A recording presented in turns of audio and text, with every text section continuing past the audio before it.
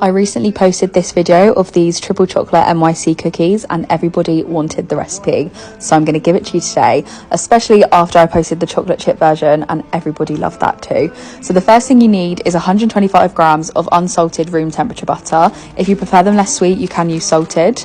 Then 100 grams of light brown sugar, 75 grams of white granulated sugar, and use any whisk to whisk these up. It can be hand or stand, whatever you prefer. I then go in with a spatula just to combine the ingredients a little bit more because they do take a while to mix and it just helps it along. You then want it to get to the stage where it's just sticking to your whisk, and then scrape that off, add in 1 egg, 1 teaspoon of vanilla extract, and then whisk again. Now you don't want this to over whisk because it can go a little bit curdled, so as soon as it's mixed together, then just leave it at that. I then scrape all the mixture down to the bottom, create this little well for the dry ingredients, and then I add in 250 grams of plain flour and 35 grams of cocoa powder. Then once those are mixed in, you add in 1.5 teaspoons of baking powder and half a teaspoon of bicarb of soda. You then add in half a teaspoon of salt, but I always add in a teaspoon just because they're so sweet. You just need that little salty contrast. Then this is the tough bit. It takes so long to mix this together, but it's so worth it, and you do end up having to use your hands, but again, didn't show that because nobody wants to see that. Next is chocolate chips. You add in 100 grams of white chocolate chips, followed by 100 grams of dark chocolate chips and 100 grams of milk chocolate chips. You can use bars of chocolate and cut them into chunks if you prefer. It is totally up to you.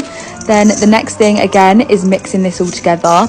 This takes a while too, and I do use my hands again, but once again, I'm not going to show it because it's just absolutely gross. Then the next thing you need to do once that's all mixed up, get your scales. I cut out a little bit of baking paper. This is just so the dough doesn't get stuck. And then I roll into balls of 80 grams because I want to make 12 today, but you can roll them into 120 gram balls and make 8 if you don't want as many and you want them to be a bit big. But these ones are already so big, so I just make some more. Then you need to fold them up, put them into a little bag type shape, and then put them in the freezer for 30 minutes. Everybody asks if you need to do this, and this is like the key to why they are so chunky. Once they're out the freezer, just put them on a baking sheet. They can be this close together because they don't spread out too much.